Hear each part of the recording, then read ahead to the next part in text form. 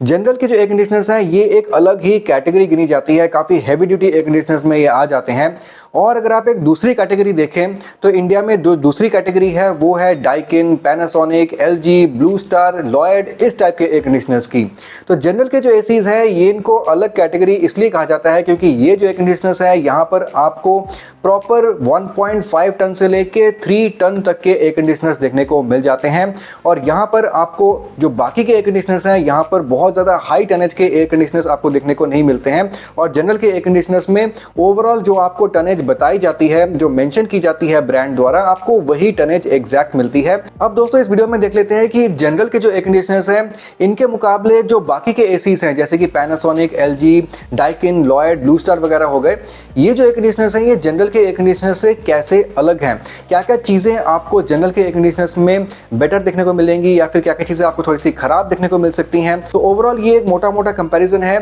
General versus other air conditioners, ताकि आपको पता लगे कि जनरल के जो एसीज हैं इनको इतने हाई क्वालिटी, इतने बढ़िया एयर कंडीशनर्स क्यों कहा जाता है और कहाँ पर जनरल के जो एसीज हैं ये बाकी एसीज के मुकाबले थोड़ा सा पीछे रह जाते हैं, ये आपको इस वीडियो द्वारा पता चल जाएगा। लेकिन दोस्तों अगर आप इस चैनल पर नए हैं, आपने इस चैनल को सब्सक्राइब नहीं किया है तो नीचे देखिए सब्सक्राइब बटन को जरूर से क्लिक कर लीजिए, हमारे साथ जुड़ जाइए ताकि इस तरह की जो वीडियोस है वो आप लोगों को मिलती रहें। वीडियो पसंद आए तो इसको एक छोटा सा लाइक भी कर दीजिएगा और अपने दोस्तों के साथ शेयर भी कर दीजिएगा। और दोस्तों अगर आपको इंडिया के बहुत ही बेहतरीन truly 1.5 ton, truly 1 ton, truly 2 ton के जो एयर कंडीशनर्स हैं वो खरीदने हैं तो आपको इस वीडियो के डिस्क्रिप्शन बॉक्स में उनके लिंक्स मिल जाएंगे। उन लिंक्स पे क्लिक करके आप उन एयर कंडीशनर्स को एक्सप्लोर कर सकते हैं, चाहे तो वहां से आप उनको खरीद भी सकते हैं। चलिए आगे बढ़ते हैं, देख लेते हैं कि जो जनरल के एयर कंडीशनर्स हैं इनकी जो जनरल डिफरेंसेस हैं as compare to other air conditioners वो क्या है। अब दोस्तों जनरल के जो एसीज हैं ये 55 डिग्री सी एम्बिएंट पे भी बहुत ही बढ़िया काम कर जाते हैं।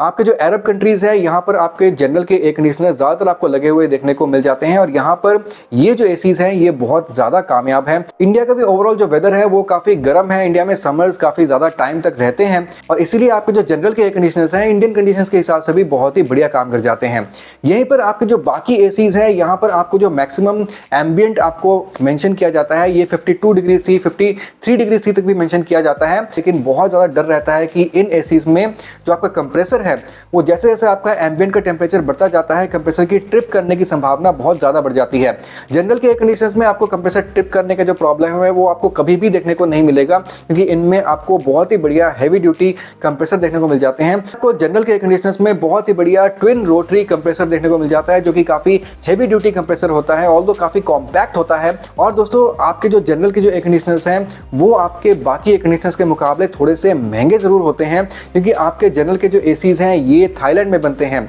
और इनको इंडिया में इंपोर्ट किया जाता है और उसके बाद इस पे BEE स्टार रेटिंग वगैरह लगाई जाती है और इसीलिए इंपोर्ट ड्यूटी वगैरह लगने की वजह से आपके जनरल के जो एसीज हैं ये आपके बाकी एसीज के मुकाबले थोड़े से महंगे हो जाते हैं। आपके जो बाकी एसीज हैं जैसे कि पैनासोनिक, डाइकिन वगैरह ये है तो जापानीज ब्रांड, LG आपका साउथ कोरियन ब्रांड है, ब्लू स्टार आपका इंडियन ब्रांड है, लेकिन ये बाहर के कंपनीज होने के बावजूद ये जो एसीज हैं ये बनते इंडिया में ही है, मैन्युफैक्चर इंडिया में ही होते हैं। हालांकि आपका जो जनरल का एसी है ये मैन्युफैक्चर थाईलैंड में होते हैं और वहां से इंपोर्ट किए जाते हैं। तो ये आपका एक और डिफरेंस हो जाता है। एक दोस्तों बहुत ही बड़ा डिफरेंस आपके जनरल के एयर कंडीशनर्स के आउटडोर यूनिट में होता है और यहाँ पे आपको जनरल के एसीज के आउटडोर यूनिट में आपको ओवरऑल बड़ा आउटडोर यूनिट मिलता है। ओवरऑल आपके आउटडोर यूनिट में जो कॉइल्स हैं, जो पाइप्स हैं वो आपकी होती तो कॉपर की हैं जैसी आपको इसमें देखने को मिल जाती हैं, लेकिन यहाँ पर आपको जो पाइप्स हैं ये आपको थोड़ी सी पतली पाइप्स मिलती हैं। यहाँ पर आपको करीब 5 mm के डाया वाली पाइप्स देखने को मिल जाती हैं जनरल के एयर कंडीशनर्स में और आपको बाकी एसीज में जनरली आपको 7 mm के डाया वाली पाइप्स देखने को मिल जाती हैं, कॉइल्स देखने को मिल जाती हैं। तो यहाँ पर थोड़ी सी मोटी पाइप्स होने की वजह से आपकी जो कॉइल्स की ओवरऑल डेंसिटी है वो थोड़ी सी कम हो जाती है, तो गैस को ओवरऑल सरफेस एरिया जो है वो कम मिलता है। लेकिन जनरल के एसीज में इसके आउटडोर यूनिट में गैस को फैलने के लिए सरफेस एरिया बहुत ज़्यादा मिलता है क्योंकि पाइप्स पतली होने की वजह से उतने ही एरिया में ज़्यादा पाइप्स एकोमोडेट हो जाती हैं, इसलिए जनरल के एसी में आपको बहुत ही बढ़िया जो है कूलिंग की परफॉर्मेंस देखने को मिल जाती है। अब अगर बात कर लेते हैं कोटिंग की तो आपको जनरल के एसीज में भी आपको ब्लू कोबाल्ट की कोटिंग मिल जाती है जैसे कि आपको पैनासोनिक में या फिर आपको लॉयड वगैरह में देखने को मिल जाती है। लेकिन दोस्तों आपको जनरल के एसीज में जो इंडोर यूनिट के जो कॉइल्स हैं वहाँ पर आपको इपॉक्सी की वाइट कोटिंग देखने को मिल जाती है। ये जो इपॉक्सी की वाइट कोटिंग है आपको सेम ऐसी ही कोटिंग आपको मित्सुबिशी के हेवी ड्यूटी के एसी में भी देखने को मिल जाती है, लेकिन ये जो इपॉक्सी की वाइट कोटिंग है ये जनरली पाइप्स के बेंड्स में लगाई होती है और यहीं से गैस के लीकेज की संभावना सबसे ज़्यादा होती है। इसीलिए दोस्तों जनरल के एसीज में गैस की लीकेज आसानी से नहीं होती है, क्योंकि यहाँ पर आपको पाइप्स के बेंड्स में इपॉक्सी की कोटिंग भी आपको देखने को मिल जाती है, जो कि आपको बाकी एसीज में आपको मिसिंग देखने को मिलेगी, या फिर आपको इसके जो कॉपर कॉइल्स है वहां पर ब्लू कोटिंग देखने को मिल जाएगी। लेकिन ब्लू कोटिंग से ज़्यादा बेहतर है जो इसकी इपॉक्सी की जो मोटी कोटिंग की होती है इसके कॉइल्स में, कॉइल्स के बेंड्स में, वो बहुत ज़्यादा इसके कोरोजन को प्रिवेंट करती है और इसके गैस लीकेज को बचाती है। अब दोस्तों अगला पॉइंट आ जाता है एयर थ्रो। दोस्तों जहां तक एयर थ्रो की बात है तो आपको जनरल के एयर कंडीशनर्स में बहुत ही बढ़िया एयर थ्रो देखने को मिल जाती है और इसके जो 3 टन तक का जो एसी है वहां पर आपको 25 मीटर तक का एयर थ्रो भी देखने को मिल जाता है। आपके जो बाकी एयर कंडीशनर्स हैं वहां पर आपको जो एयर थ्रो देखने को मिलता है वो करीब 15 मीटर प्लस माइनस आपको देखने को मिलता है, पर यहीं पर आपको जनरल में आप देख सकते हैं कि आपको कितना ज़्यादा एयर थ्रो देखने को मिलता है। यानी कि अगर आप एसी से करीब 25 मीटर तक की दूरी पे भी बैठे हैं तो भी आपको एसी की डायरेक्ट हवा लग सकती है और आपके रूम का जो कोना कोना है बहुत ही बढ़िया तरीके से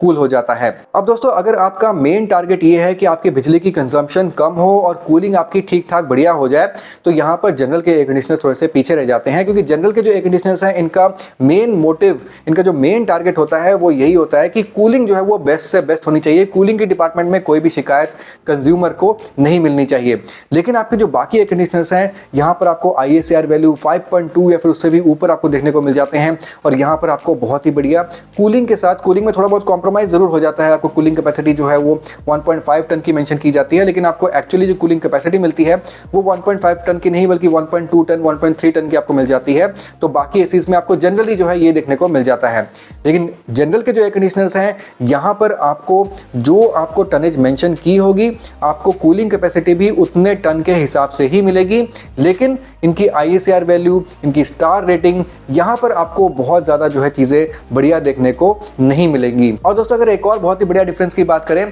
तो आपको दोनों ही टाइप के एयर कंडीशनर्स में आपको इनबिल्ट स्टेबलाइजर तो जनरली जो है वो देखने को मिल जाता है। अलग अलग एसी में जो है स्टेबलाइजर की जो वोल्टेज रेंज है, जो उसके PCB में इनबिल्ट स्टेबलाइजर होता है उसका वोल्टेज रेंज अलग अलग होता है। जैसे कि आपको जनरल के जो एयर कंडीशनर्स हैं इसके PCB में जो आपको स्टेबलाइजर का वोल्टेज रेंज देखने को मिलता है वो करीब 155 वोल्ट से लेके 280 वोल्ट तक का है। यानी कि अगर आपकी 155 से लेके 280 वोल्ट तक की वोल्टेज फ्लक्चुएशन है तो वो वोल्टेज फ्लक्चुएशन जो है जनरल का एसी अपने आप में एब्जॉर्ब कर लेता है। लेकिन आपके जो बाकी एयर कंडीशनर्स हैं उनमें भी आपको इस टाइप का वोल्टेज स्टेबलाइजेशन देखने को मिल जाता है, लेकिन आपको जनरल के एयर कंडीशनर्स में हाई वोल्टेज प्रोटेक्शन भी देखने को मिल जाती है। यानी कि अगर आपकी सडनली बहुत ही हाई वोल्टेज आपके घर पे आ जाती है, लेट्स से 700 वोल्ट तक की वोल्टेज सडनली आपके घर पे आ गई है, तो भी जनरल के एयर कंडीशनर्स में इस टाइप का PCB में आपको इंतजाम किया हुआ मिलता है कि इतना हाई वोल्टेज को भी ये एब्जॉर्ब कर लेता है और आपके एसी को ये खराब नहीं होने देता, PCB को ये खराब नहीं होने देता है। तो ओवरऑल इसकी जो वोल्टेज प्रोटेक्शन है ये बहुत ही बढ़िया हो जाती है। आपको एक्सटर्नल स्टेबलाइजर देखा जाए तो लेने की कोई जरूरत नहीं पड़ती है। ओवरऑल दोस्तों अगर वारंटी की बात करें तो आपको जनरल के एयर कंडीशनर्स में भी आपको वैसे ही वारंटी मिल जाती है। 5 साल की आपको PCB पे,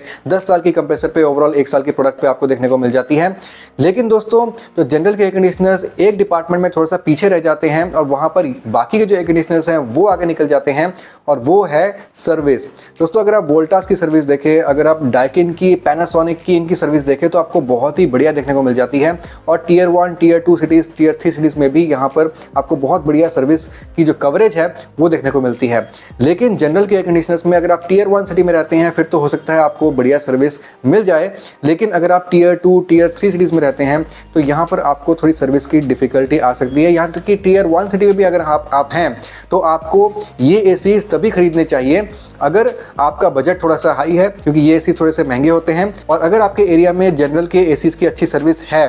तो आपको ये एसी आग बंद करके ले लेना चाहिए, क्योंकि ये जो एसीज हैं ये बहुत ड्यूरेबल होते हैं, कई सालों तक आपका जो है ये साथ निभाते रहेंगे और आपको जल्दी से एसी चेंज करने की जरूरत नहीं पड़ेगी। जनरल में दोस्तों आपको हर टाइप का एसी मिल जाता है। आपको विंडो एसी मिल जाता है, आपको स्प्लिट एसी मिल जाता है, आपको कम टनेज से लेके बहुत ही हाई टनेज तक का एसी मिल जाएगा, और आपको इसमें कैसेट एसी तक भी आपको जनरल में मिल जाते हैं। तो फुजित्सु का ये जो ब्रांड है बहुत ही बढ़िया ब्रांड है, बहुत ही बढ़िया एसी है और बहुत ही कामयाब एसी है जिसको आप आराम से खरीद सकते हैं। आपको बहुत ही बढ़िया एयर कंडीशनर्स के जो लिंक्स हैं इस वीडियो के डिस्क्रिप्शन बॉक्स में मिल जाएंगे, उन लिंक्स पे क्लिक करके आप उनको एक्सप्लोर कर सकते हैं। मैं आपसे मिलता हूं अगली वीडियो में, तब तक के लिए सभी साइनिंग ऑफ।